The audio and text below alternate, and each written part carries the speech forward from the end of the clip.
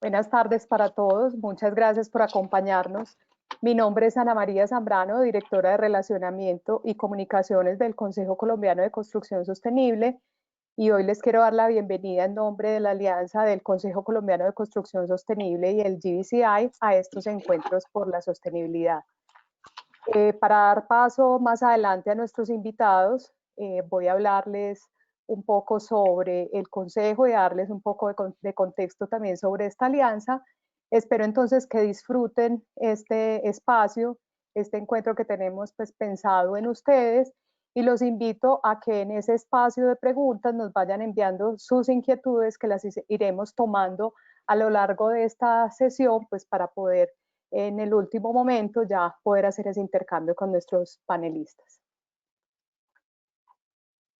El Consejo entonces es una organización que tiene como misión asegurar con mejores prácticas de urbanismo y construcción sostenible entornos prósperos, ambientalmente responsables, inclusivos y saludables para todos. Es por esto que en este espacio vamos a hablar de esta misión que nosotros queremos consolidar cada vez más para Colombia, y queremos compartir con ustedes también lo que ustedes se imaginan y quieren aportar a este momento de reflexión.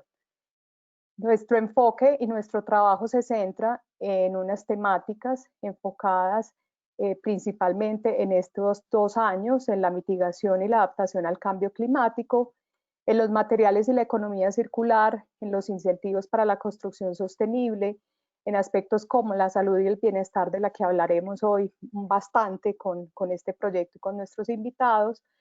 Y también tenemos priorizadas otras temáticas de trabajo, dentro de las que se encuentran las ciudades y el urbanismo sostenible, considerando todos estos aspectos en el ciclo de vida de las edificaciones, las comunidades y las ciudades sostenibles. Estos temas nosotros no los podemos trabajar solos, sería muy difícil hacerlo. Entonces nosotros en primera instancia este trabajo técnico y este trabajo también de incentivos y de trabajo de políticas públicas lo articulamos principalmente con nuestras empresas y organizaciones miembros, que lo constituyen constructoras, fabricantes de productos y materiales, desarrolladores de soluciones, entidades financieras, aseguradoras, firmas profesionales, o sea, en fin, todo ese gran ecosistema que configura esta gran industria de la construcción. Y además de nuestros miembros, también trabajamos fuertemente con los gobiernos locales y nacionales, los aliados nacionales e internacionales como el que hoy tenemos y nos acompaña, y con el que compartimos finales, que también son nuestra gran razón de ser. Para darles entonces contexto de esta alianza del GBCI y el Consejo Colombiano de Construcción Sostenible, les cuento que esta alianza es de prácticas sostenibles en la industria de la construcción. Y lo que nosotros pretendemos con este trabajo conjunto es mejorar el acceso a recursos educativos y proporcionar conocimientos técnicos en la región. Entonces, somos una alianza perfecta en la que nos movilizamos todo el tiempo para ese acompañamiento técnico y ese también acompañamiento comercial, de entender todos los productos que vienen asociados con el GBCI, cómo se pueden potencializar en nuestro país y cómo podemos hacerlo crecer cada vez más. Tenemos entonces para la tarde de hoy, en este espacio de webinar que llamamos nosotros Encuentros por la Sostenibilidad, un espacio orientado a la conversación sobre comunidades sostenibles y resilientes, construyendo ciudad. Particularmente vamos a hablar de LEED para ciudades y comunidades. LEED para ciudades y comunidades, pues lo vamos a ampliar ahora más con detalle, pero nosotros lo vemos como una nueva forma de avanzar hacia ciudades resilientes, verdes, inclusivas e inteligentes, como una metodología global que permite medir y comunicar el desempeño, que es algo supremamente importante, pues porque muchas veces podemos tener muy buenas prácticas, pero que si no las medimos y si no definimos también como esos criterios de desempeño, difícilmente podremos saber cómo mejorar. Y vemos también este sistema como un conjunto amplio también de posibilidades que nos permiten ver a la sostenibilidad desde un concepto amplio, no solamente desde los conceptos de eficiencia, sino también consideraciones como la calidad de vida, la salud, la prosperidad, la equidad, la educación. En este panorama entonces vamos vamos a hablar con nuestros invitados. Perdón que tuve aquí. Vamos entonces a compartir esta conversación con nuestros invitados. Pues para eso entonces también le doy la bienvenida a nuestro invitado especial de Constructora Bolívar, Luis Carlos Gutiérrez. Luis Carlos, te voy en este momento como a dar el paso también para que tú puedas darnos un saludo, conocerte, y ya después más adelante nos vas a acompañar, pues porque finalmente Luis Carlos hace parte de ese equipo también de profesionales que han liderado un proyecto muy importante que veremos ahora más adelante, y pues para el que tenemos también el gusto de contarles que es el primer proyecto precertificado en Sudamérica que ha alcanzado este nivel de precertificación en nivel plata. Y estamos hablando de un proyecto que considera 100 hectáreas de desarrollo urbano en el sur de la ciudad de Cali, de 9.000 unidades de vivienda con múltiples servicios.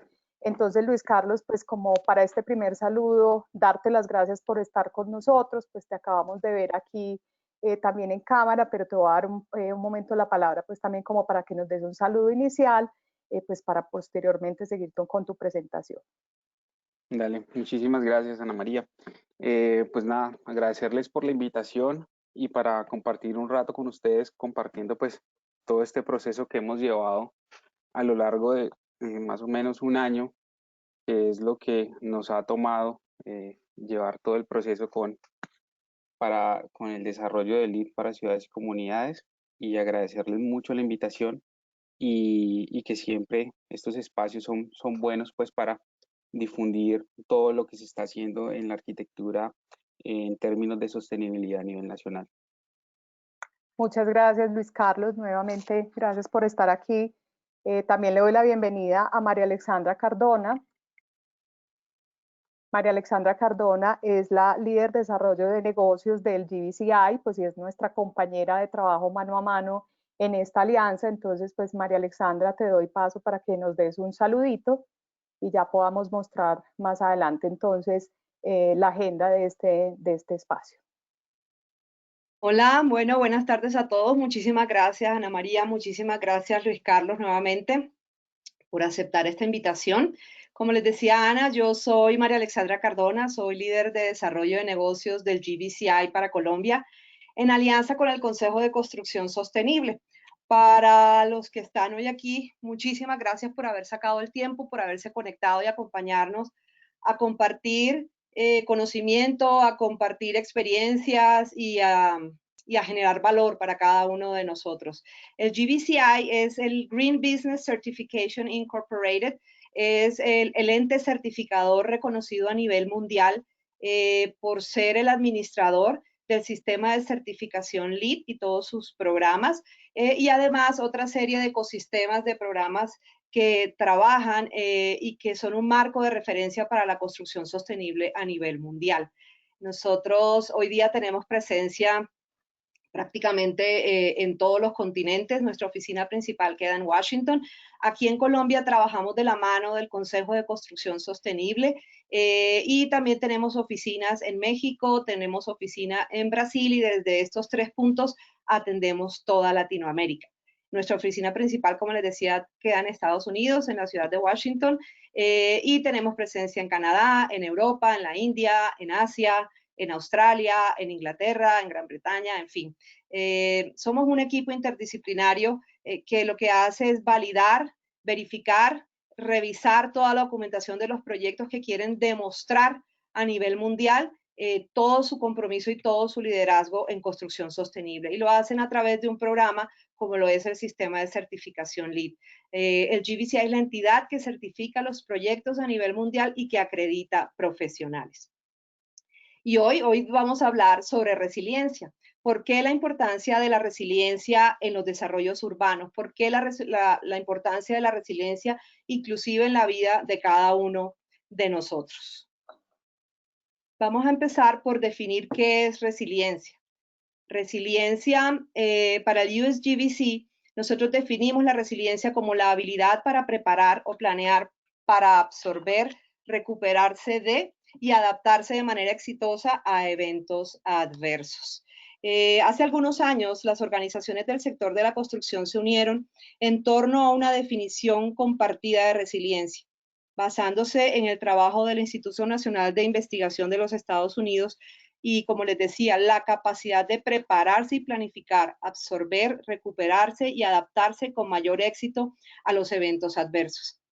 Sin embargo, varios eventos recientes se han enfocado en lo importante que es abordar la resiliencia de manera más amplia, como lo decía Ana María hace un segundo. Hemos visto surgir un lado menos conocido, pero igualmente importante. Lo que queda claro es que la resiliencia no es simplemente aplicar la reducción de riesgos y la preparación de un sitio determinado. También considera los riesgos y los recursos compartidos y la forma en que se conectan los sistemas. Esto requiere que las compañías piensen más allá de un solo proyecto o edificio e incorporen estrategias que beneficien y consideren a la comunidad los sistemas sociales, la fuerza laboral, el transporte, la energía y los sistemas financieros. Tener en cuenta esta visión más amplia de la resiliencia puede comunicar cómo nos enfocamos en los proyectos de finca raíz de varias maneras clave. Hoy día les quiero, digamos, mencionar cuáles son esas fuerzas motivadoras a nivel global y a nivel mundial que incentivan a que aspectos como la resiliencia sean contemplados dentro de un desarrollo urbano o dentro del desarrollo de edificaciones. En nuestro país, desde el 2015, en donde se plantearon los objetivos de desarrollo sostenible en los acuerdos de París, en la COP21, Colombia se compromete a mitigar los efectos del cambio climático, a mitigar las emisiones de CO2 en un 20% al 2030.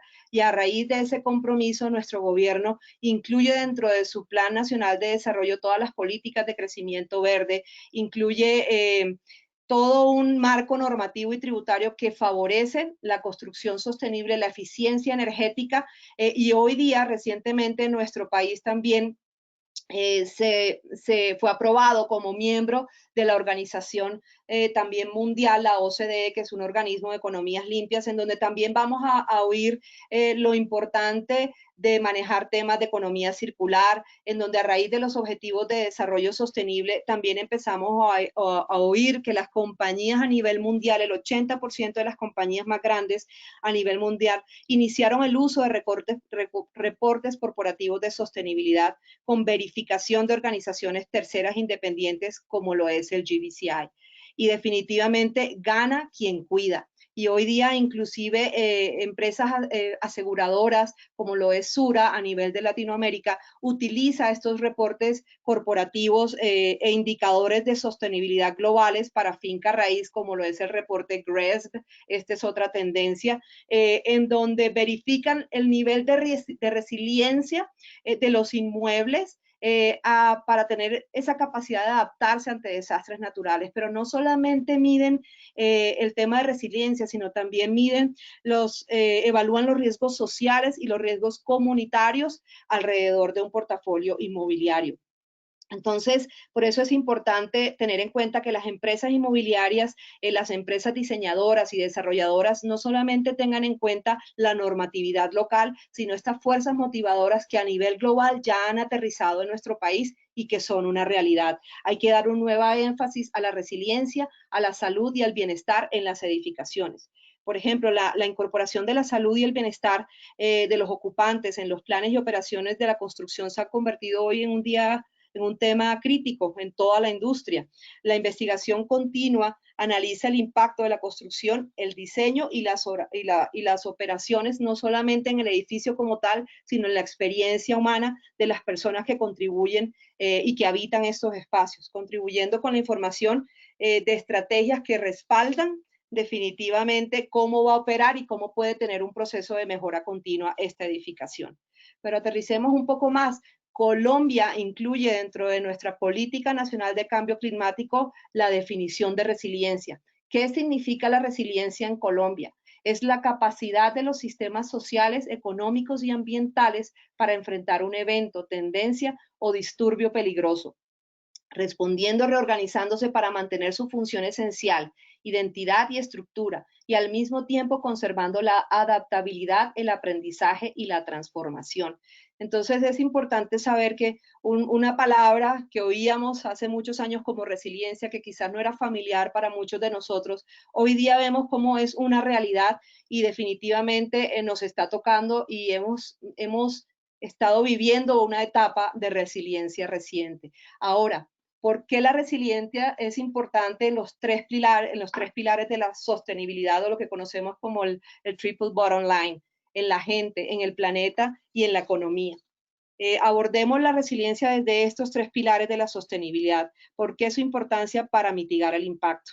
Cuando hablamos de resiliencia, definitivamente impacta los tres pilares, porque ante unos desastres naturales, como puede ser una inundación por un gran volumen de lluvias o por desbordamiento de un río o por deslizamiento de tierras o incendios, se tiene que definir cuál es ese impacto y qué estrategias hay que abordar para poder minimizarlo. Por ejemplo, en Colombia, hablando de ese pilar de la gente, en donde según las Naciones Unidas, en el último reporte de desastres naturales, más de 600.000 personas se vieron afectadas en temas de salud por desastres naturales en Colombia.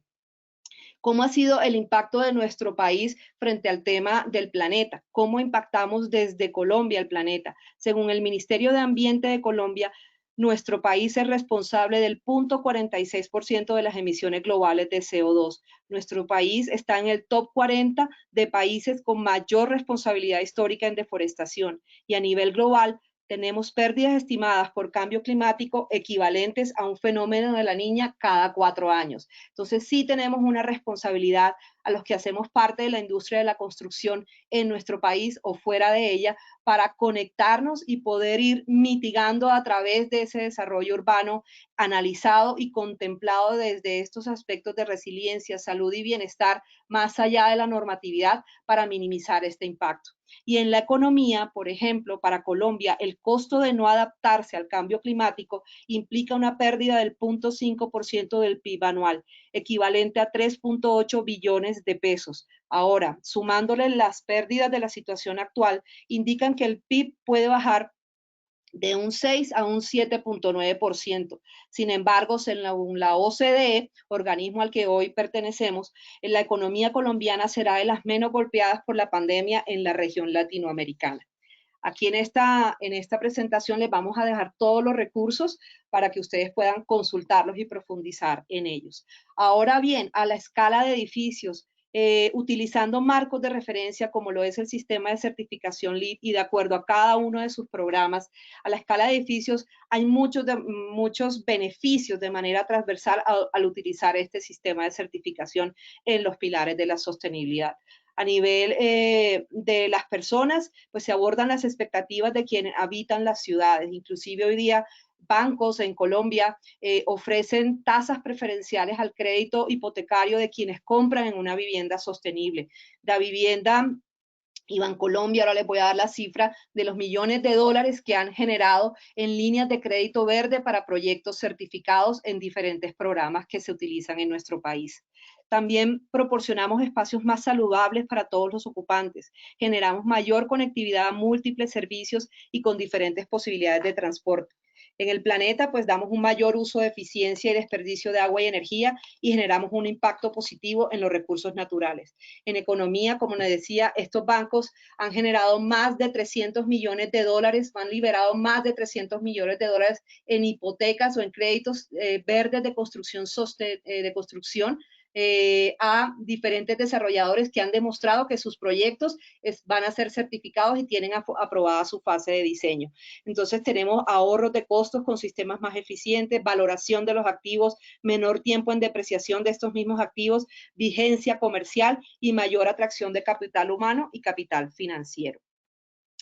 Ahora quiero contarles, y seguimos aterrizando, cómo desde el Consejo Norteamericano, el Consejo de Estados Unidos de Construcción Sostenible, conocido como el USGBC por sus siglas en inglés, ha definido 4 estrategias sostenibles para apoyar a la resiliencia de las comunidades. Esta visión ampliada de la resiliencia puede sentirse nueva e incluso fuera del área de comodidad para algunos, pero para comenzar a integrarla podemos recurrir a procesos probados aplicados en formas ampliadas. En el sistema de certificación LEED utilizamos el enfoque integrativo creado por el Consejo de Construcción Sostenible, que ha revolucionado cómo los arquitectos, ingenieros mecánicos, eléctricos, especialistas, ingenieros civiles y constructores interactúan en el desarrollo de los edificios.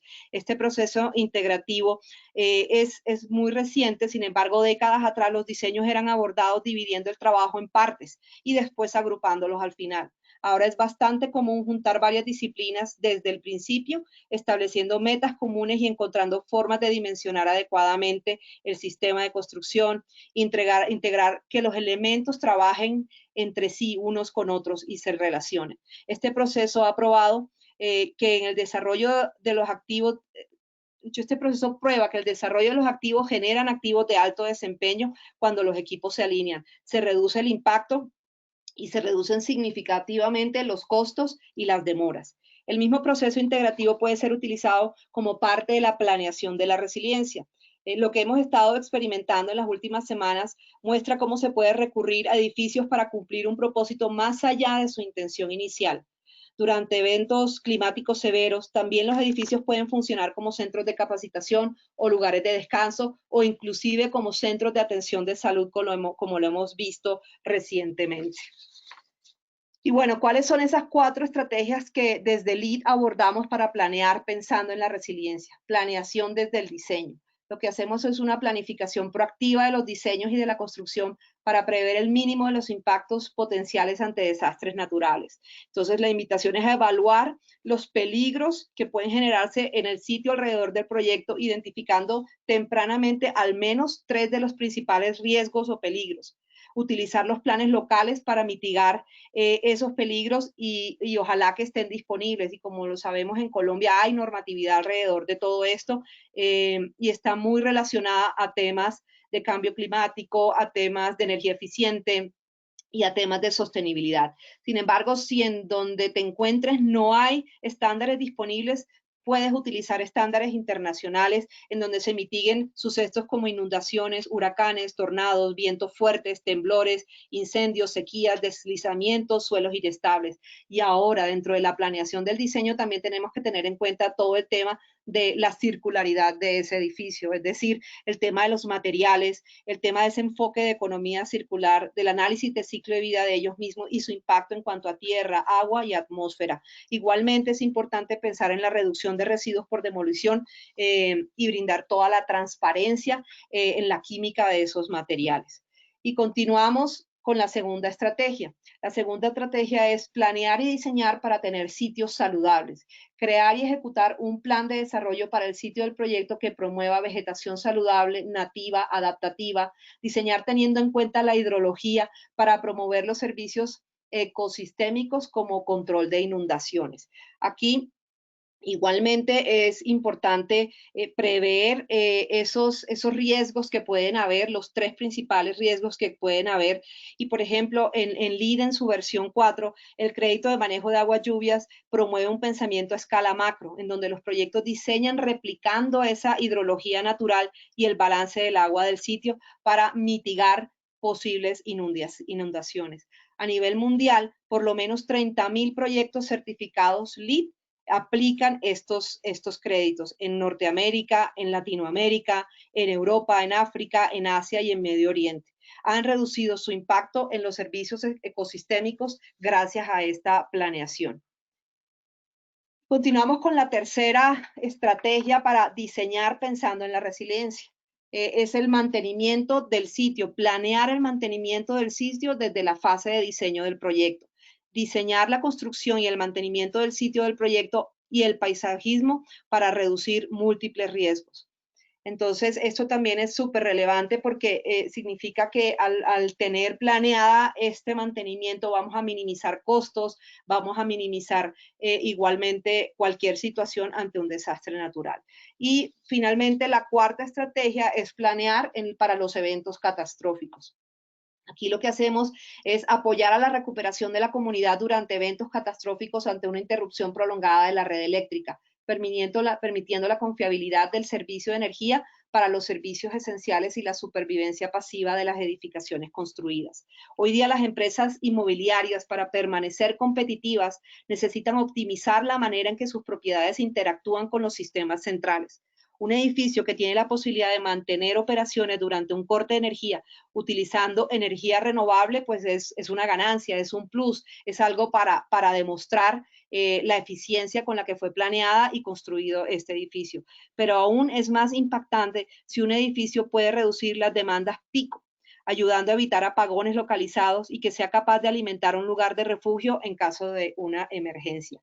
Mientras que planear más allá de la línea de la propiedad puede ser complejo y no lineal, trabajar con los actores interesados o con los grupos de interés a través de varios sectores puede llevar a soluciones prácticas que reduzcan riesgos conocidos.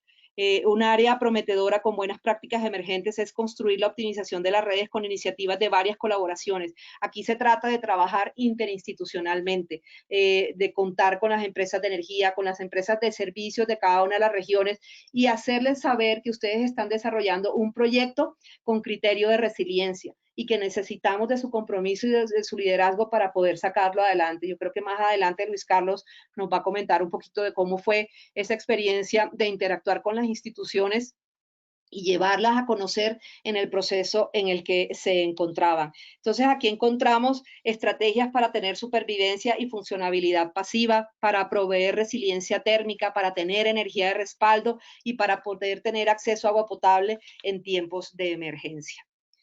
Y vamos a llegar a lo que es la planeación de la resiliencia desde el programa Lead for Cities and Communities, ya acercándonos al caso de éxito que queremos compartirles. Aquí, básicamente, nuestra intención es fortalecer la resiliencia de las propiedades de las comunidades a los riesgos del cambio climático, los peligros naturales y provocados por el hombre y eventos extremos. Hay que identificar, digamos, el contexto ambiental, desarrollar una evaluación de la vulnerabilidad y de la capacidad de respuesta ante esos riesgos identificados ante los grupos, mapear esos grupos o sectores focalizados que pueden llegar a ser impactados y luego planear o analizar lo que es la salud urbana, la infraestructura urbana y desarrollar un plan de resiliencia para esa ciudad o para ese desarrollo urbano. Entonces, finalmente, la resiliencia no es un objetivo final, es más bien un proceso. Cuando las organizaciones aportan ideas sobre las resiliencias a todas sus actividades y sus funciones habituales, pueden crear una cultura que aliente a la mejora continua. Hoy día, los inversionistas y los desarrolladores evalúan cada proyecto de capital con un lente de resiliencia. ¿Cómo se puede diseñar este proyecto para proteger la inversión? ¿Cómo se puede ser más resiliente en términos de operaciones? ¿Cómo poder reducir las necesidades de recursos y su contribución al cambio climático? Entonces, ellos consideran esa posibilidad de adoptar un enfoque sistemático, pero a la vez flexible, que garantice la resiliencia. Y compartirles un poco cuáles son esas metas del programa Lead for Cities and Communities. Los objetivos de este programa están centrados básicamente en conservar y restaurar todo el tema ambiental, todos los recursos naturales, analizar flora y fauna. Está pensado en que se desarrollen ciudades, barrios orientados al tránsito, que sean compactos, que permitan diferentes posibilidades de movilizarse de manera segura, que esté conectada, que sea caminable y, como decimos hoy día, que sea bicicleteable o patineteable, y que finalmente también esté conectada a través de tecnologías al Internet de las cosas, que sea innovadora, que sea resiliente, que es lo que hemos venido hablando, que esté preparada para desastres naturales y que sea adaptativa, pero que además también sea de recursos eficientes, que provea energía, agua e infraestructura responsable para el manejo de los residuos, pero con esa tendencia a ser carbono neutral, con esa tendencia a ser positiva en agua y con la tendencia de llegar a ser cero residuos. Y obviamente muy importante que esté centrada en el ser humano, que genere calidad de vida, que genere salud, bienestar, y que sea habitable, que haya vivienda asequible para todo el mundo y que también sea segura. Y lo que va a suceder al cumplir estas metas es que es un barrio, un desarrollo urbano, una ciudad que se va a volver globalmente competitiva y que va a poder compartir estas experiencias. Pues hoy tengo el privilegio de presentar a Constructora Bolívar. Hoy está representando a toda esta organización aquí el arquitecto Luis Carlos Gutiérrez, quien nos ha acompañado en este proceso desde el inicio de la mano del arquitecto Juan Manuel. que también apoyó y creyó en esta posibilidad para el proyecto Vivero Parque Residencial, quien en el mes de mayo recibió la primera precertificación que emite el GBCI para Colombia y para toda América Latina, para toda Latinoamérica, bajo el programa de Lead for Cities and Communities. En su fase de planeación y diseño, recibió el nivel Silver en la precertificación. Es un gusto para mí poder presentarlos y que Luis Carlos tenga la oportunidad de compartirnos toda su experiencia, y los quiero dejar con este mensaje en donde la resiliencia es sobre adaptarse, no es la especie más fuerte que la que sobrevive ni la más inteligente, son los más adaptables al cambio. Aquí les dejo algunos recursos, les dejo mis datos, esta presentación me imagino que va a ser compartido. Les agradezco muchísimo su tiempo y Ana María, pues te dejo la palabra nuevamente. Gracias.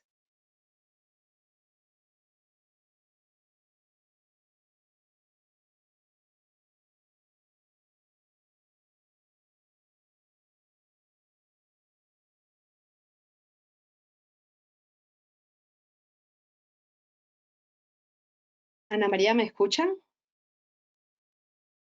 Hola, hola, ahí me están oyendo. Sí, Listo, ahora sí, te dejo a ti entonces. ok. Gracias. Listo, María Alexandra, muchísimas gracias.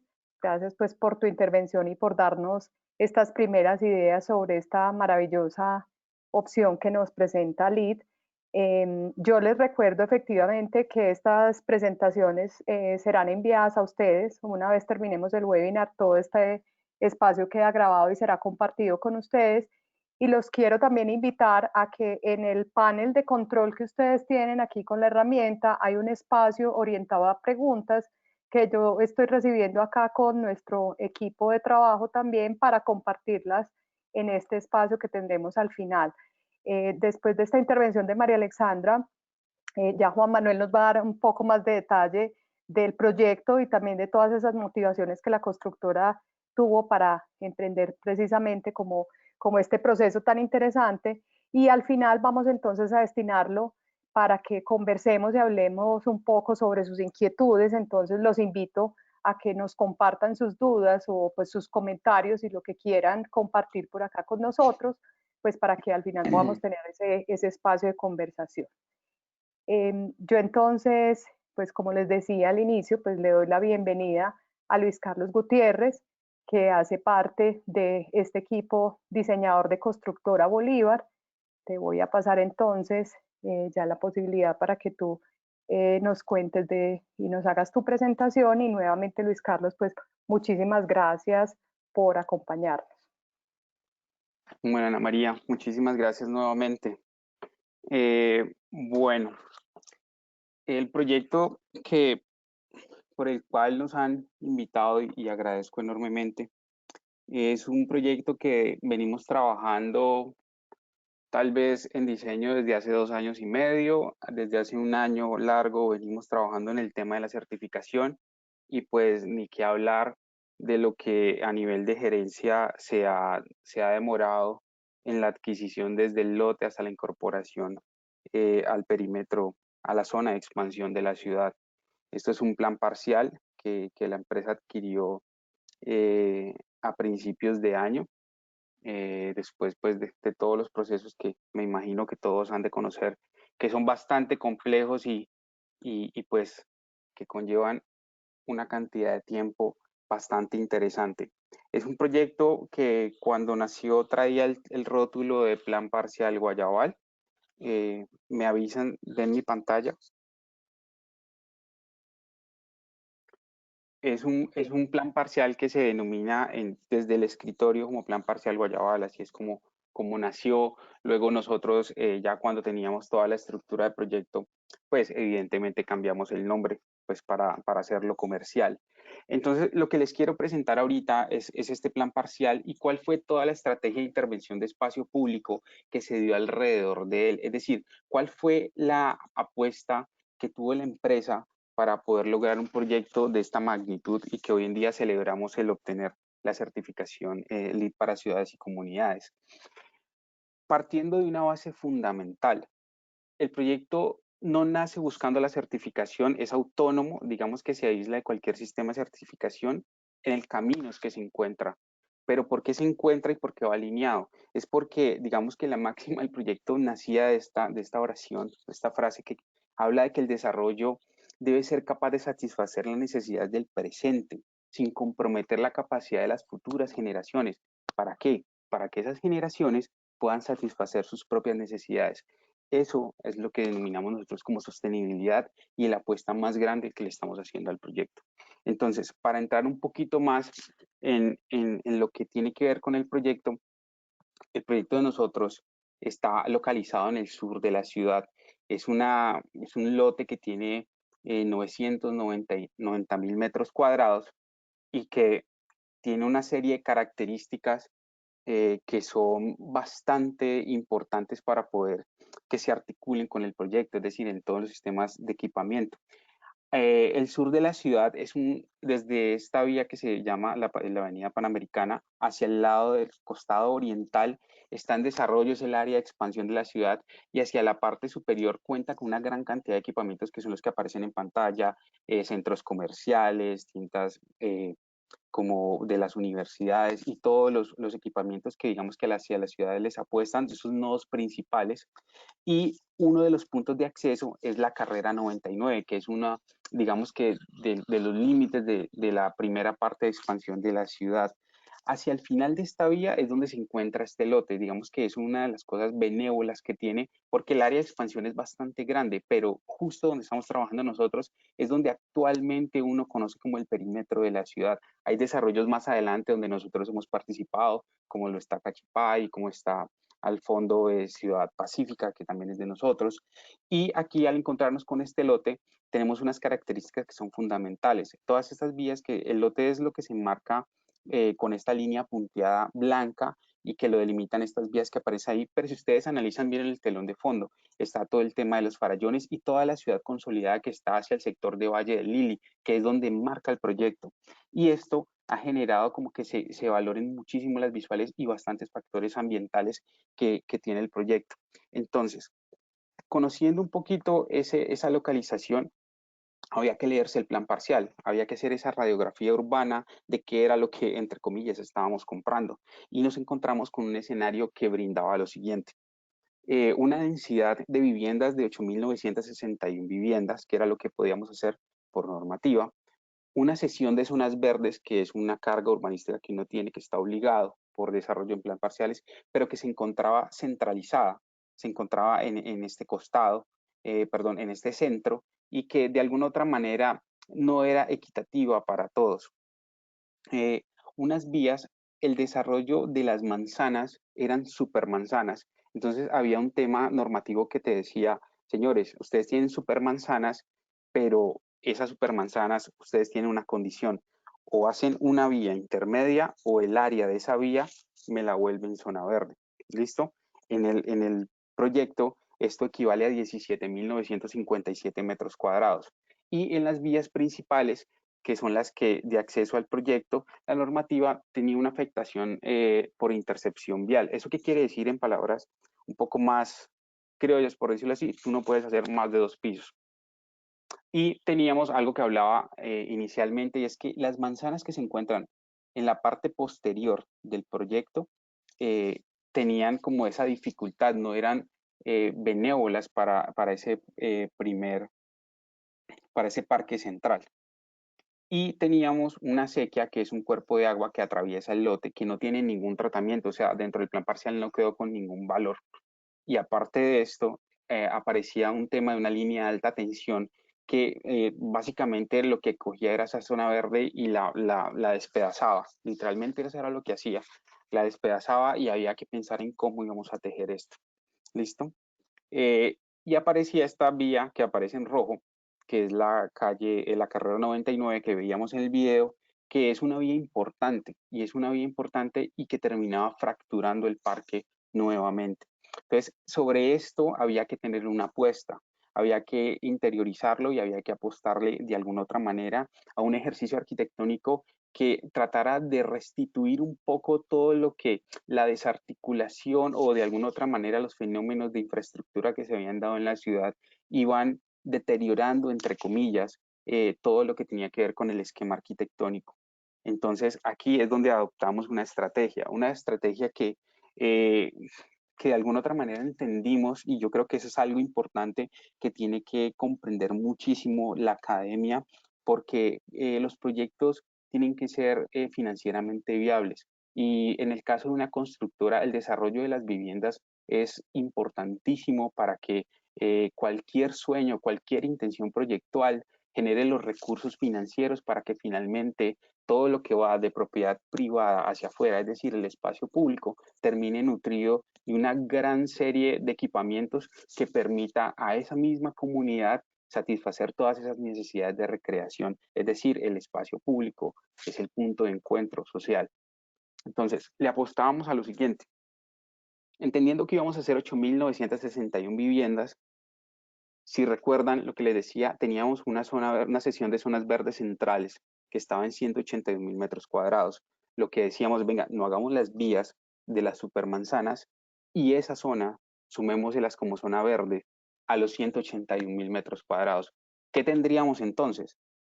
198.000 metros cuadrados de espacio público, pero efectivo, o sea, de espacio público de disfrute. Eso buscando ¿qué? Colectividad, conexión e igualdad. ¿Listo? Pero aquí surge una gran pregunta, que es básicamente cuando uno se enfrenta a números muy altos, ¿y esto qué tan grande es? Y nos dedicamos a analizar cuáles eran los espacios públicos por excelencia en la ciudad de Cali y mirábamos algunos referentes a nivel nacional, es decir, cuáles eran sus espacios homólogos. El Parque del Ingenio es un parque en la ciudad de Cali que tiene una atracción, sobre todo los fines de semana, muy alta. Eso ha generado una dinámica bastante interesante, pero pues esta dinámica ha traído ciertos problemas. Pero más allá de eso, es el parque por excelencia del sur de la ciudad y es un parque que tiene 65.000 metros cuadrados. Recordemos que nosotros estamos hablando de 198.000 metros cuadrados, es decir, aquí vamos al triple. El Zoológico de Cali, que es un sitio, pues, que es un hito dentro de la ciudad, que es un sitio que uno se va toda la tarde y lo recorre, son 100.000 metros cuadrados. El Parque de la Caña es un centro recreativo en el nororiente de la ciudad, son 156.000 metros cuadrados. Entonces, no encontrábamos como un parque que tuviese ese impacto para poder tratar de nutrirnos de allí y tratar de coger muchas estrategias proyectuales para ver el de nosotros. Entonces, emigramos a Bogotá y analizábamos el Parque del Virrey y este estaba casi que a la mitad, 100.000 metros cuadrados. Y encontramos este ejemplo que nos pareció, por toda la connotación histórica y por toda la arquitectura y los arquitectos que han participado allí en el desarrollo de este proyecto que tiene como mínimo una década, que es el Parque Tercer Milenio, que son 165.000 metros cuadrados de espacio público destinado a la comunidad y pues a todo este punto de encuentro. Y otro punto que veíamos interesante era el tema de la base aérea de Cali. La base aérea de Cali es un pulmón gigante, tal vez la última oportunidad que tiene la ciudad para tener un parque de escala metropolitana debido a su dimensión, a su localización y a todos los atributos que tiene pues, en su área perimetral y todo lo que podría desarrollar. Pero es inmensamente grande, pero a su vez inmensamente desconocido. Todo el mundo sabe que es grande, pero nadie lo ha podido caminar y esto era como un llamado un poco para entender un poco que si el parque de nosotros o todas las zonas verdes iban a ser gigantes, la oportunidad que había en una ciudad como Cali con la base aérea era inmensamente también grande. Entonces, ese era el espacio público que teníamos, 198.000 metros cuadrados, pero teníamos que entender quién era el cliente y ese cliente habría que también entenderlo desde la historia. Entonces empezamos a analizar cuál era la estructura familiar que se ha venido desarrollando durante las últimas 5 o 6 décadas en la ciudad y encontramos una gran variabilidad en las familias a lo largo de este tiempo. Si ustedes analizan la imagen, estas son las primeras familias que llegan desde lo rural hacia los acentos urbanos. Eran familias numerosas, papá y mamá con 7 u 8 hijos. Eso era algo muy natural en ese momento, en el modelo de los 50. Luego estos pequeños crecen y se les vende un modelo familiar que era una estructura papá, mamá y 2 hijos, que esa es la tipología arquitectónica por excelencia con la cual se modelan todos los apartamentos hasta en la realidad, pero no estábamos conociendo algo, y es que en la actualidad surgen nuevas variables de estas tipologías de familia. ¿A qué me refiero con esto? Si uno analiza todo el tema de la composición familiar que se presenta en el país, uno podría encontrar 11 tipos de familia. ¿A qué voy con esto? Familias reconstituidas, corresidentes, que son las personas que van a una universidad en una ciudad determinada y alquilan habitaciones, parejas jóvenes sin hijos, nidos vacíos, personas que tomaron la decisión de no tener hijos, padres, hijos y otros parientes. Esto hoy por hoy con un fenómeno de migración se da muy fuerte en el país. Creo que ese índice ha subido considerablemente. Familias unipersonales, papá, mamá e hijos jóvenes, mamá sola con niños, papá, mamá y niños, que son la familia tradicional, parejas del mismo sexo y papás solos con hijos. Y familia reconstituida, que son matrimonios que se han separado y con el tiempo han dado una nueva oportunidad para construir familia. Entonces, si nosotros tomamos toda esta gran baraja de población y esta tipología de familias y las cruzamos, entendemos toda la solución que dio el DANE el año pasado cuando hablaba de 3 personas por familia. Si nosotros multiplicamos 3 personas por familia por los 8.900 unidades de vivienda que vamos a desarrollar, pues eso nos daría un total de habitantes. ¿Cuánto es ese total? Pues 26.883 personas. Esa sería la población que albergaría nuestro proyecto. Pero aquí habría que sacar un dato para poder entender si esto es mucha gente en mucho espacio público o muy poca gente en un gran espacio público. Entonces, ¿qué había que hacer? Cruzamos la población contra los 198.000 metros cuadrados de espacio público. ¿Qué arroja esto? Un índice. ¿Ese índice cuál es? 7,40 metros cuadrados de espacio público efectivo por habitante. Y aquí es donde surgiría la pregunta, pero ¿y esto? ¿De qué me sirve saber esto? Resulta que la manera como las ciudades miden la calidad o no, la cantidad de espacio público se determina por este índice. Y aquí quería mostrarles un poquito esta tabla que tiene varios referentes nacionales de las ciudades principales. Y si ustedes analizan ciudades como Barranquilla, Ibagué, Pereira, Cúcuta, Jumbo, Cali y Bucaramanga, ninguna de estas ciudades que son consideradas de alguna otra manera los pilares un poco de las metrópolis nacionales superan los 3 metros cuadrados de espacio público por habitante. Solamente Bogotá, Medellín y Manizales empiezan a tener ya unos índices sin ser espectaculares, ya mucho más nutridos. Cartagena, en cambio, tiene unos índices altos. Aquí hago un poquito una cuña, es porque Cartagena, digamos que dentro de su índice de espacio público ha incorporado lo que es el Cerro de la Popa, y esto pues es como si Cali incorporara los Farallones. Entonces, pues si los descontamos, tal vez la cifra es un poco menor. Sin embargo, nos vamos y respetamos con lo que da la red de ciudades de cómo vamos. Entonces, 7,40, ¿qué significa? Que el índice de espacio público en nuestro proyecto es superior a las principales ciudades del país. Eso es así de claro. Sin embargo, pese a que 7,40 sigue siendo alto para lo que sucede en el fenómeno nacional, la OMS recomienda 15. Digamos que estaríamos como a mitad de camino de un escenario que se considera el ideal para la habitabilidad y toda la consideración del espacio público. Pero esto en Cali, ¿qué fenómeno expone o qué deja en evidencia? Resulta que desde el 2014, que es desde el punto donde se tienen estas cifras, si ustedes analizan la barra de arriba hacia abajo, ella va descendiendo. Eso va descendiendo, ¿por qué? Porque a medida que la ciudad crece, se va densificando, va generando más población y nos tenemos que repartir el espacio público entre, o sea, el mismo parque del Ingenio y todos los parques de la ciudad nos la repartimos entre más gente. No hay una consolidación del espacio público como lugar de encuentro que permita o como esa gran bolsa para aumentar esos metros cuadrados. Entonces, la ciudad en este momento, al 2017, que es donde se tienen las cifras, va en un declive que es importante analizarlo. Y por eso era que había que apostar al espacio público, porque no todo pueden ser edificios y un parque de bolsillo. Hay que consolidar el espacio público como una gran masa para que haya un lugar de esparcimiento más importante. Y analizábamos qué eran esos 7,40 a nivel mundial. Entonces, tomábamos ciudades que son de referencia de desarrollos urbanos, Guayaquil, Panamá, Ciudad de México y Buenos Aires. Son ciudades que están por debajo de los 6 metros cuadrados Ciudad de Panamá, pues todo el mundo sabe el desarrollo tan grande que ha tenido durante la última década y ha generado, si bien unos edificios bastante densos, pues la precariedad en el espacio público pues es absoluta, y ese pues de alguna otra manera no debería ser el camino que adopten las ciudades, porque los espacios verdes son importantísimos. Santiago de Chile, Madrid y Nueva York pues evidentemente tienen unos índices altísimos, pero esto nos mostraba un poquito dónde nos enmarcábamos nosotros y cuál era la postura de lo que teníamos que hacer y a qué nos íbamos a enfrentar. Pero el espacio público o todas estas zonas verdes no son simplemente las canchas donde jugar básquetbol y todo eso.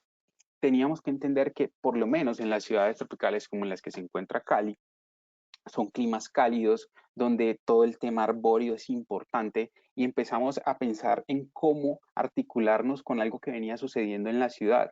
Y resulta que es que si ustedes analizan esta gráfica que se encuentra al lado derecho, entre el 2012 y el 2014, la cantidad de árboles que se sembraban en la ciudad era absolutamente precaria. O sea, pasar a sembrar en el 2014 4.368 árboles, pues eso era bastante precario. Sin embargo, luego aparecen programas de entidades privadas y públicas como los de Celsia, que con el tema de Reverdece, y empiezan a inyectar una gran cantidad de árboles en el espacio público por toda la ciudad, y eso empieza pues a sentirse de alguna u otra manera. Yo creo que eso es un deleite para todo el mundo, pese a que no es de este programa, pero valorar calles en el caso de Cali como la carrera 100, cuando uno circula por ellas, que está completamente arborizada, que hay un microclima dentro de ella, genera un valor, y uno empieza a comprender por qué los temas de arborización son tan importantes en la ciudad, y sobre todo por algo que sucede que es bastante,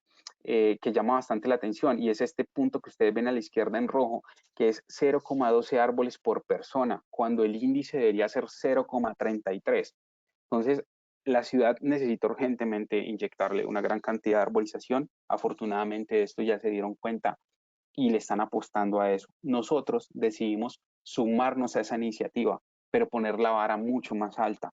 Es decir, ¿se acuerdan que yo les decía, cada familia tendrá 3 personas y eso me daría 29.000 habitantes? Pues la OMS recomienda por cada familia un árbol. ¿Qué hacemos nosotros? Crear un programa que se llama Árboles, uno para mi familia. Entonces, nosotros la misma cantidad de unidades de vivienda son la misma cantidad de árboles que vamos a sembrar. Es decir, en nuestro proyecto van a haber 8.961 árboles que se van a distribuir por todo el espacio público, creando alamedas, generando estancias pues bastante arborizadas, generando pues todo este tema de sombras, algunos puntos pues para mitigar a parte de esta infraestructura que vamos a ver más adelante.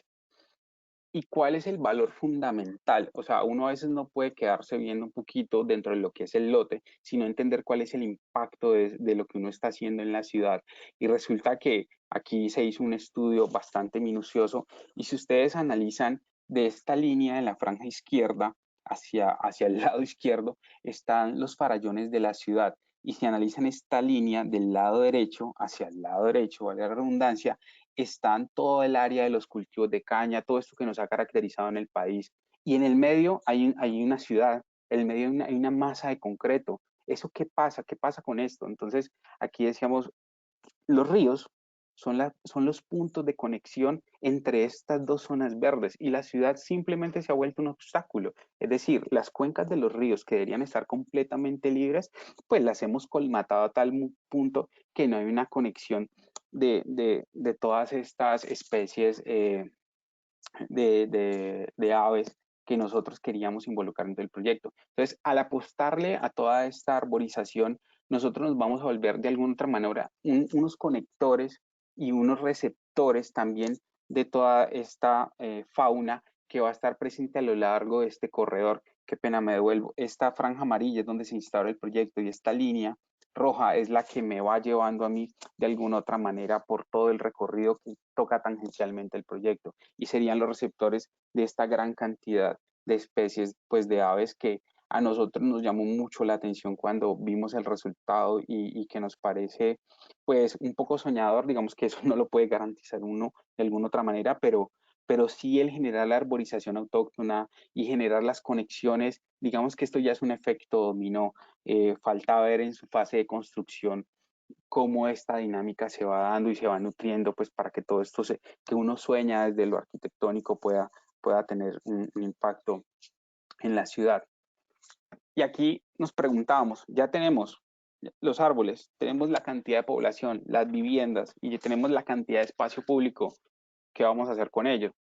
Entonces tomamos una decisión y es, no diseñemos todavía, miremos qué está pasando en el país. Y se acuerdan que estábamos hablando un poco del Parque Tercer Milenio, pues lo tomamos como referencia y empezamos a analizar qué era lo que sucedía, los concursos que se habían dado, qué se había valorado, cómo este concurso había impactado bastante la arquitectura.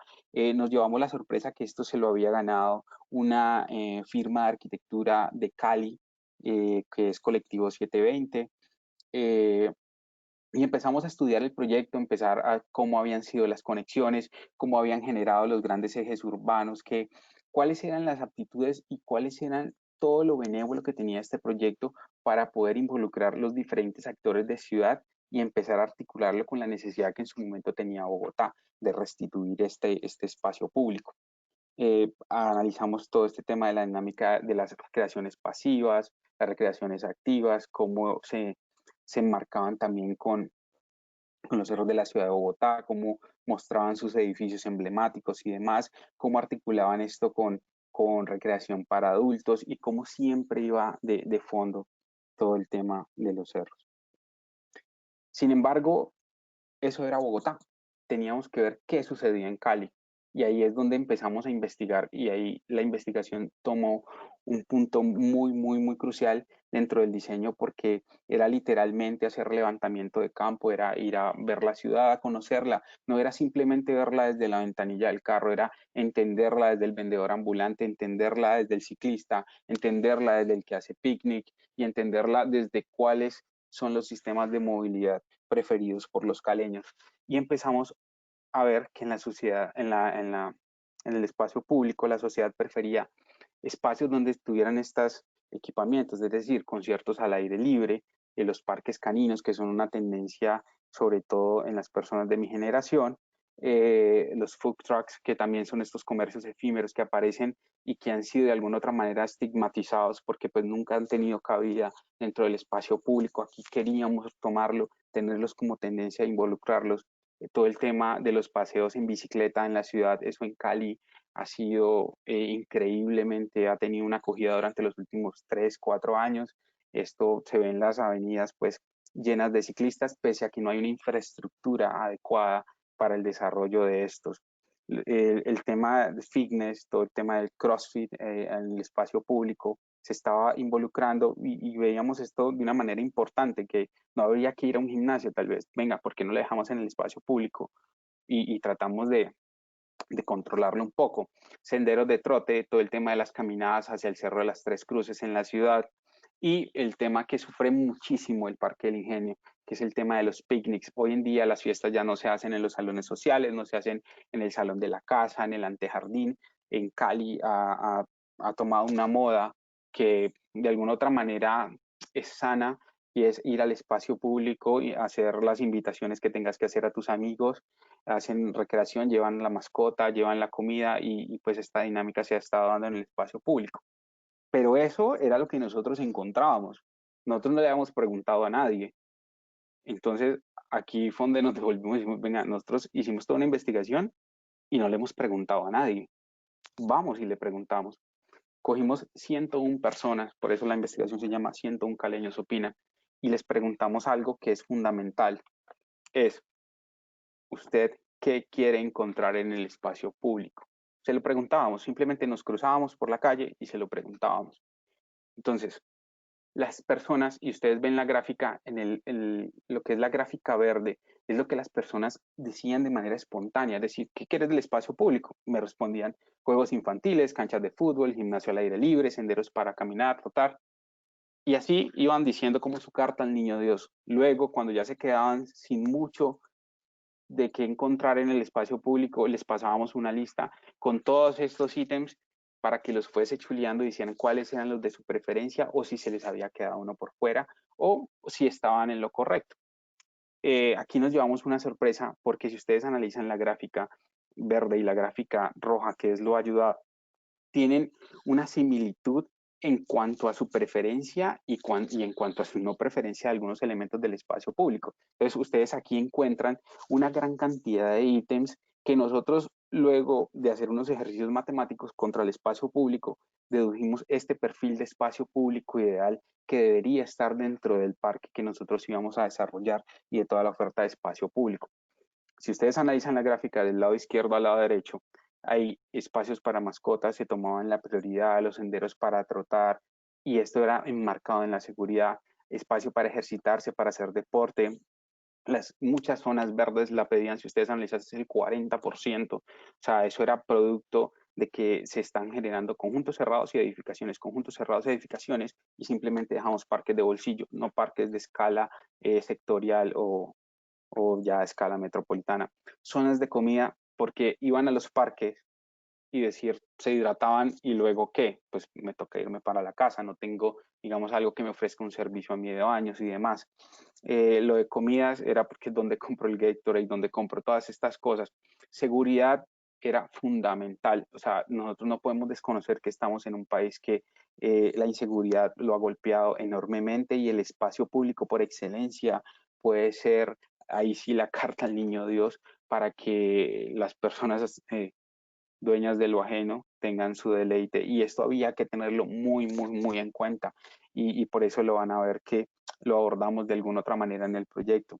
Y las canchas aparecían de las canchas de fútbol, las canchas de baloncesto, canchas múltiples y canchas de voleibol en diferentes porcentajes, pero esto se debe un poco a lo que somos nosotros como colombianos, ¿no? O sea, nosotros somos un país futbolero, a más no poder, o sea, esto ha sido pues bastante presente, sobre todo porque lo tenemos claro cada vez que juega la selección, el país se paraliza y esto se vio reflejado en la encuesta. Lo tomamos y ahí sí, manos a la obra. ¿Cuál era la propuesta urbana de Constructora Bolívar una vez teniendo unidades de vivienda, espacio público, perfil de espacio público y todo un levantamiento de tendencias? Es la siguiente. El desarrollo de 990.000 metros cuadrados que ustedes habían visto inicialmente estaba ingresando por esta vía que se marca en rojo, que ya es la 109, y esta que se marca en vertical en rojo, que es la 99.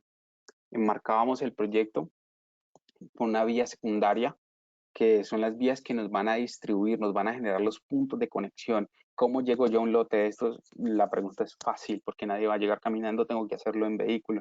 Entonces, los puntos que nosotros le damos prioridad al vehículo es lo que se pone en azul, lo que se marca en este momento en esos puntos azules, y lo que le apostábamos a los peatones y a todas las conexiones para reconocer la morfología urbana que se daba con el plan parcial Cachipay que está abajo y con la Ciudadela Meléndez, que es la que está hacia la parte norte del proyecto. Entonces, nosotros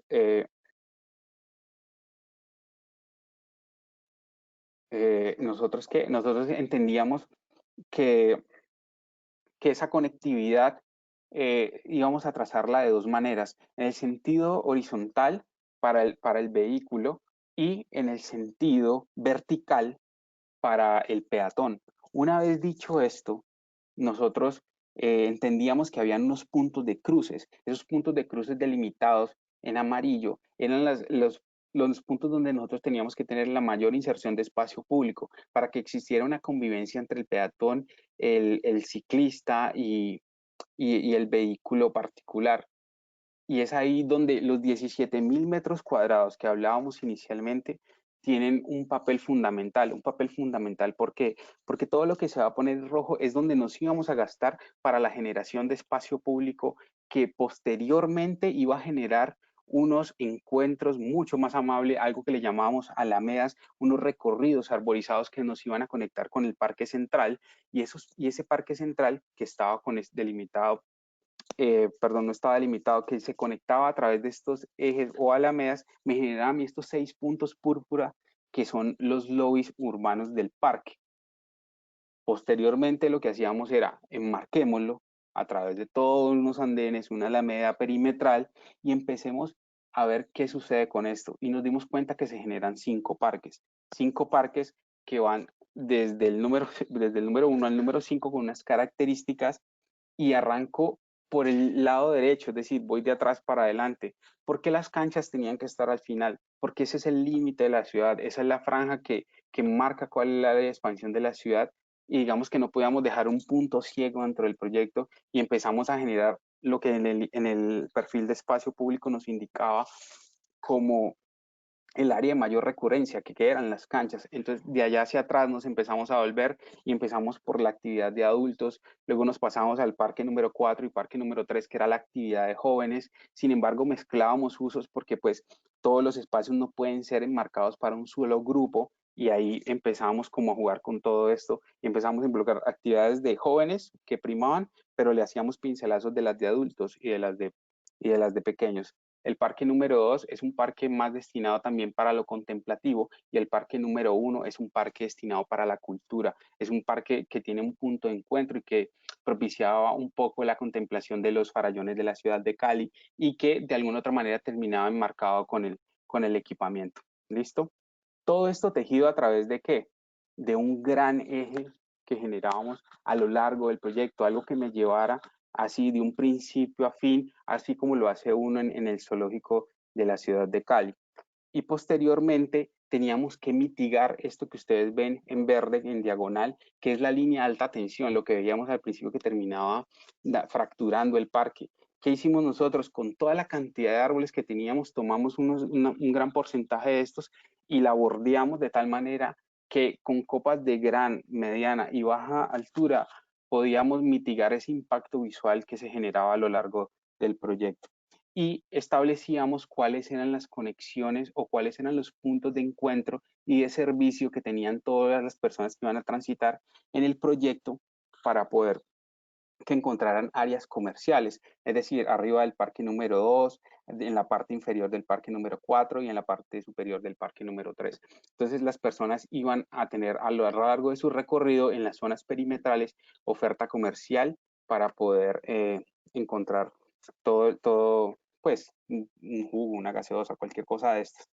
Y había que reconocer que había momentos en que los espacios están más colmatados. Entonces, las canchas un domingo pues iban a estar mucho más en dinámica que un martes, un miércoles.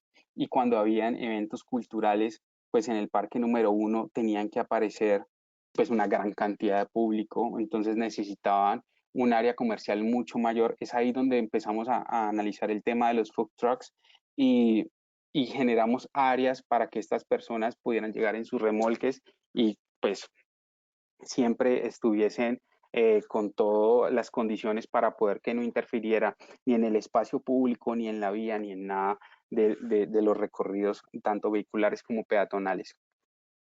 Y por último, algo que sucede muy fuerte en la ciudad. El espacio público en su perímetro es un parqueadero, pero es un parqueadero que le quita sección a la sección que debería ser destinada para la circulación.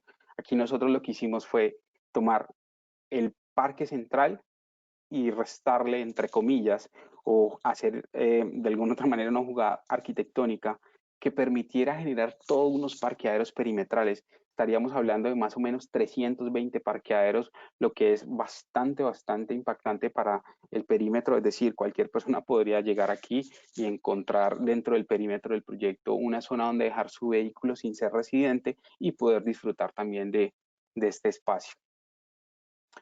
El cuerpo de agua que veíamos inicialmente, que no tenía ningún tratamiento, nosotros articulamos toda la operación y empezamos a generar en su recorrido estancias contemplativas para las personas que quisieran hacer yoga, que quisieran también hacer algo de CrossFit, meditación, o para las personas ya adultas que simplemente quisieran ir a leer un libro, y generamos estancias a lo largo del proyecto. Y finalmente, algo que no habíamos hablado, y es el tema de las bicicletas. Resulta que Cali le apuesta muchísimo a esto, de acuerdo a la tendencia que vimos ahora, y al lado hay una zona universitaria, y todo este desarrollo urbano pues ha permitido que el Plan Integral de Movilidad Urbana entregue sobre las vías de acceso a nuestro proyecto una red de ciclorruta, pero que muere allí. Nosotros la apuesta que hicimos fue llenar completamente de red de bicicletas todo el perímetro del parque, la franja central, las alamedas, de tal manera que si ustedes hacen el ejercicio de que desde este punto, cuando vengo desde la zona universitaria, empiezo a generar un recorrido por cualquier parte del parque, pues simplemente me va llevando por cualquiera de los lotes donde posteriormente vamos a desarrollar nosotros los conjuntos. Es decir, la conectividad de la bicicleta está garantizada de alguna u otra manera. ¿Para qué? Para la recreación del parque o para la conexión con la ciudad. ¿Eso qué genera? Genera menos contaminación, menos uso del carro, menos uso de cualquier cantidad de cosas que hoy por hoy impactan la ciudad. Y ya para cerrar el tema de la explicación del proyecto, habíamos hablado de la bicicleta, del peatón, del carro y de las personas pues, que caminan, de los peatones como tal. Faltaba algo, y es ahí donde hicimos como todo un cruce y una serie de reuniones, porque resulta que el sistema de transporte masivo de la ciudad aparece cuando los desarrollos ya están, y nosotros que queríamos prever dónde iban a estar las paradas para nosotros dejar los espacios adecuados, que solamente ellos llegaran y simplemente parquearan el bus sin afectar el tránsito natural de las vías, y generar toda una estrategia de paradas a lo largo del proyecto que abarcara cualquier punto de tanto el parque central como los lotes destinados a vivienda, sin que una persona caminara más allá de 200 metros. Eso fue un logro bastante interesante que se hizo con la gente de Metro Cali, y fue una articulación bastante interesante. En ese orden de ideas generamos pues una manera de vender y un lenguaje un poco menos arquitectónico, que son las previsualizaciones arquitectónicas, y esto es lo que mostramos al final, es decir, mostramos esta área cultural con el teatrino, tratando de exaltar al fondo los farallones un poco, volviéndolo un poco romántico con todo esto del atardecer, evidenciando cuáles eran los grupos etarios que iban a aparecer a lo largo del proyecto, y empezar a generar todos esos, pues de alguna otra manera involucrar al cliente un poco para venderle esa idea y de soñar con la ciudad. Los parques de los niños, aquí los parques no estamos hablando de parques de bolsillo, estamos hablando de parques de 1000 metros cuadrados aproximadamente. O sea, son parques importantes que tienen una categoría dentro de la ciudad que yo hoy por hoy no la conozco. Creo que en esto vamos a hacer un referente bastante importante, y pues es una apuesta que se le hace por parte de la compañía. Esto es el área de los food trucks, que es lo que hablábamos.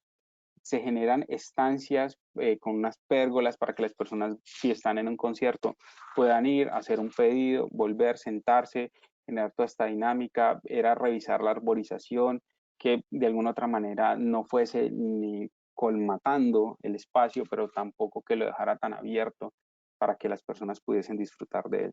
Entonces, esta es una imagen de esto.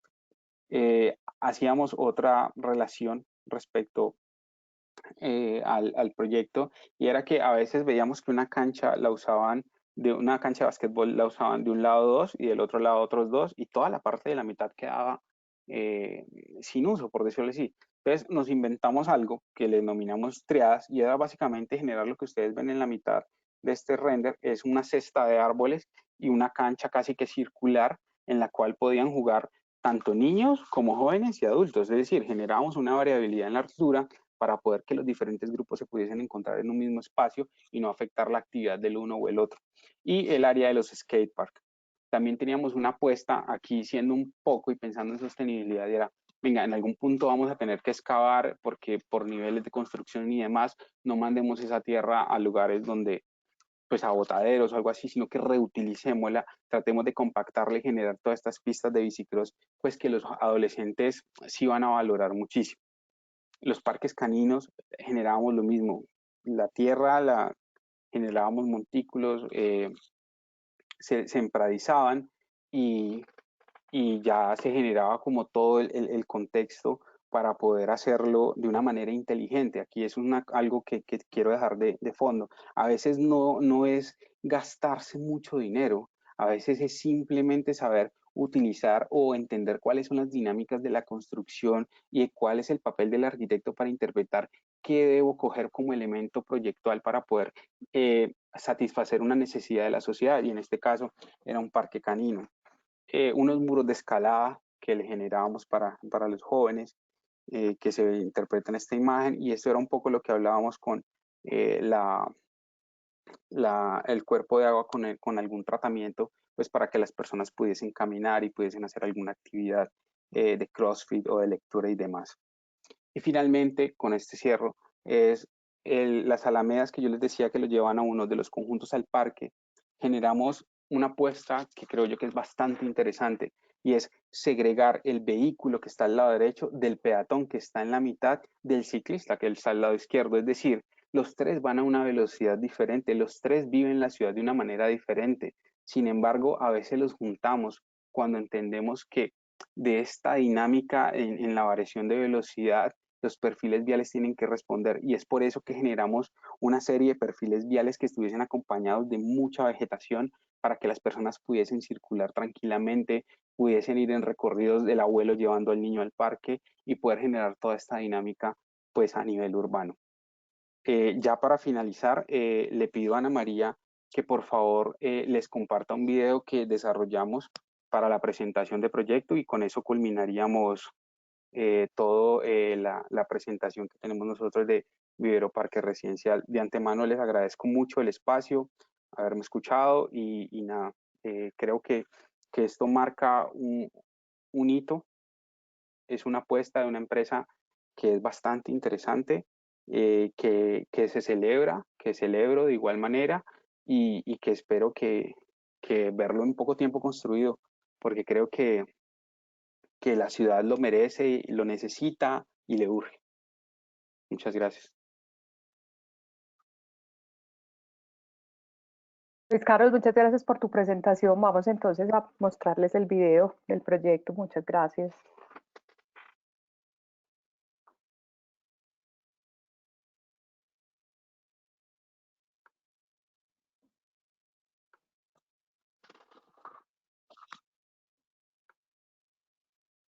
No se escucha.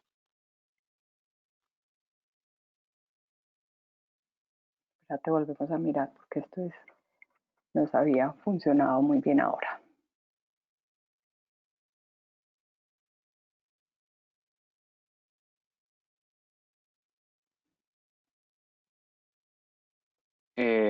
Ana María, no se escucha. No sé si lo cierras y vuelves y le das play. A ella arranca. Esto ha hecho que nuestras ciudades parezcan fronteras de Si puedes devolverlo desde el principio, te lo agradezco. Sí, claro que sí.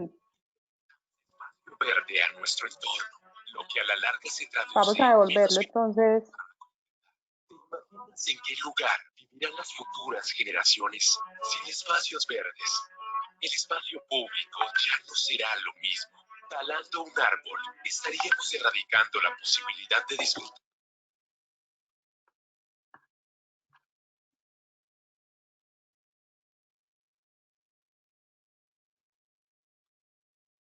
La construcción de una terminal del Mío tiene enfrentados a los vecinos y a las autoridades de Cali. Cada vez es más difícil transitar por las calles informales, zonas de parqueo no autorizadas, basura, entre otros.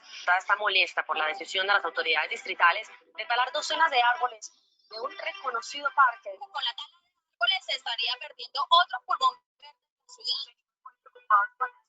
El espacio público no puede ser privado.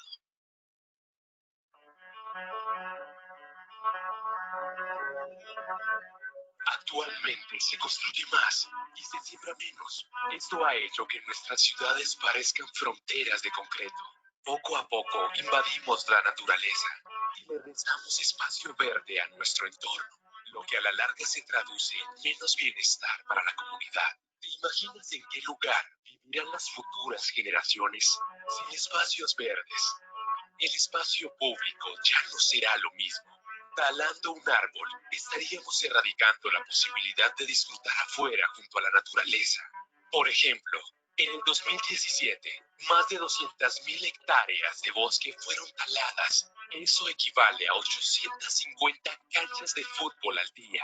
Si seguimos haciendo lo mismo, terminaremos viviendo en un bosque de cemento. Ahora, si pudieras empezar de nuevo y elegir un nuevo lugar para vivir, ¿cómo sería? Me gustaría que fuera muy limpia. Que sea muy grande. Que sea segura. Nosotros creemos que sí y empezaremos plantando un árbol en lugar de poner la primera piedra. Constructora Bolívar presenta Vivero Parque Residencial, un lugar que empieza como debe ser, pensado para que todos disfruten de un gran espacio. Será un lugar que será en un área de 990.000 metros cuadrados. ¿En serio? Eso es mucho. Así es, allí vivirán José y su hijo, Juana y su parche, o Pedro y su perro, Lucas. Serán más de 26.000 habitantes que disfrutarán de un gran espacio público de casi 200.000 metros cuadrados, 2 veces más grande que el zoológico de Cali. Casi 200.000 metros cuadrados. Eso es bastante grande. Y hasta más grande que todo el Parque de la Caña. Vivero Parque Residencial será una gran ciudad como Cali se merece, creada para ofrecer un espacio público, urbanización superior, así como ya lo hacen otras ciudades. Madrid, Ciudad de México y Buenos Aires. Será un espacio lleno de verde, de vida, así como antes. Se crezcan con su gente, y gente que crezca cada vez más feliz. Será un gran lugar, porque aquí se duplicará el espacio público efectivo, con el que actualmente cuenta cada persona en Santiago de Cali, el cual ha disminuido considerablemente durante los últimos años. Esto significa que cada persona de Vivero Parque Residencial contará con 7,40 metros cuadrados de espacio público efectivo, así como Laura, que tiene todo este espacio para ella sola. Sí, para mí sola. Todos podamos decir, además de que ahora tengo mi propia casa, tengo un árbol para mi familia. El nuestro se va a llamar Ramón. Vivero Parque Residencial será un gran lugar, con un gran espacio público, donde la música será invitada permanente. Los parques serán para los que corren, en 2 o hasta en 4 patas. Las mañanas serán de crossfit, picnics, yoga y las noches de parrilladas. Queremos que sea el lugar ideal, donde las alamedas le den sombra a un niño en bicicleta, donde la energía del sol nos ilumine y las aves sean nuestras vecinas, donde progrese la gente que ama su tierra y vive su propia región por dentro y por fuera. Un lugar que sea un gran vivero y más que eso, un gran vividero, para que juntos echemos raíces, tan fuertes como los cimientos de tu nuevo hogar y que nos recuerde a diario lo bueno que es vivir aquí. Vivero Parque Residencial, donde crece la vida. Constructora Bolívar. Juntos lo hacemos posible. Muchas gracias, Luis Carlos, nuevamente. Bueno, les cuento que tenemos varias preguntas, pues se nos alargó un poquito, pero yo creo que valió la pena también como para ver este proyecto tan especial. Yo quiero de pronto darte paso como para una pregunta general sobre el proyecto y en aras como también de respetar este espacio pues y el tiempo de todos, pues no, vamos a establecer aquí el compromiso de que yo tengo aquí en el panel de preguntas ya guardadas como las inquietudes y los comentarios de Fernando Moreno, de Andrés Bernal, de Diana Pimiento, de Santiago Arias, de Daniel Sarabia, de Juan Alejandro Ramírez, de Laura Vega. Entonces, pues para contarles que también iremos a quedar con el compromiso de que estas preguntas que ustedes nos hacen por este medio, pues se las podamos también contestar por escrito y por supuesto también en esa respuesta que les enviaremos a todos, podremos abrir también el espacio para que ustedes tengan nuestros contactos y podamos establecer pues como ya un diálogo más abierto para el proyecto.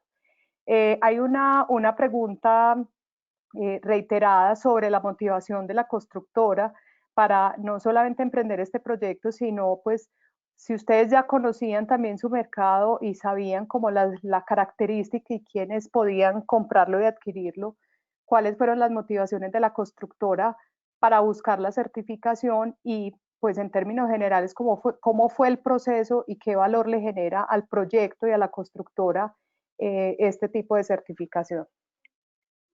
Ya, Pues nosotros, o sea, básicamente lo que hicimos fue esta vez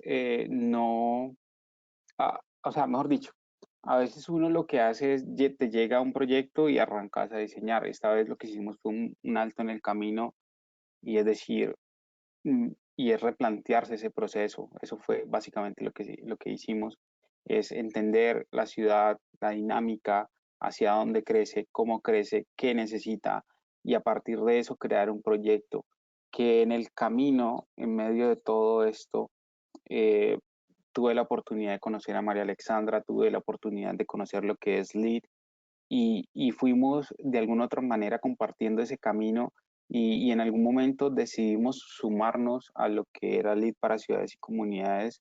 Se da como por ese efecto de hablar el mismo lenguaje en el desarrollo urbano y lo que busca la certificación. Y hoy por hoy, pues es lo que ha dado como un resultado tener ya una precertificación en nivel Silver. Ok, perfecto. Pues no sé, María Alex, si tú quieres también pues comentar algo adicional. Sí, gracias, Ana. Gracias, Luis Carlos, por la presentación. Pues para nosotros, Constructora Bolívar definitivamente plasma uno de los objetivos de Lead for Cities and Communities, que es inspirar liderazgo. Hoy día Constructora Bolívar nos está mostrando cómo desde sus buenas prácticas como constructoras lo que quieren es validarlo para demostrarlo al mundo. Hubo retos, hubo partes, digamos, del proceso en donde lo que ellos habían concebido como diseño no fue suficiente hacia el proceso, pero revisaron, revisaron y pudieron, digamos, hacer negociaciones para lograr implementar lo que requería la certificación. Ellos nos están dando ejemplo de que sí se puede planear y diseñar proyectos con objetivos claros de sostenibilidad y de impacto global.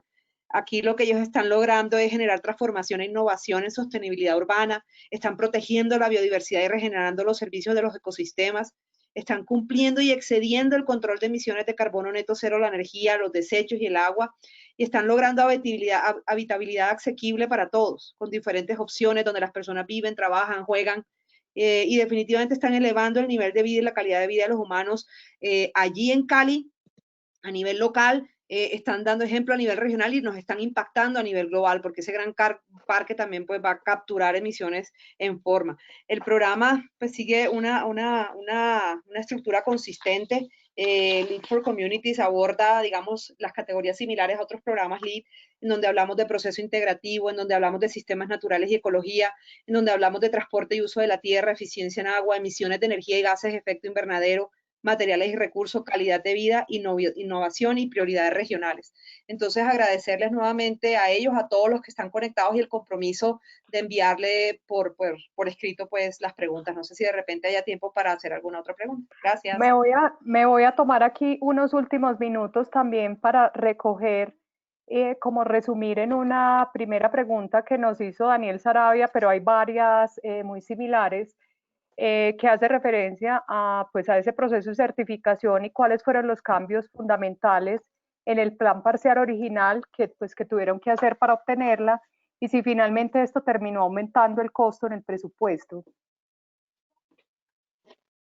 Pues la respuesta es bastante sencilla, o sea, yo creo que es un equilibrio. Es como le decían ahora que lo estaba explicando con el parque canino, es entender cuál es la jugada que yo tengo que hacer para construir, para alimentar lo proyectual.